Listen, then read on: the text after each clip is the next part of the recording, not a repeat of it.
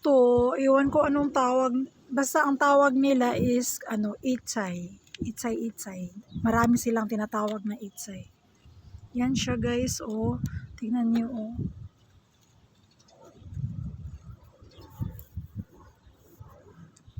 Siguro para to siyang cabbage. Iwan ko lang. Dito ko lang nakita sa Taiwan to. Yan guys.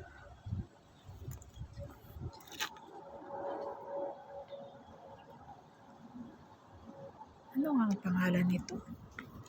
Para siya sigurong radish. Tingnan nyo guys ang ano niya.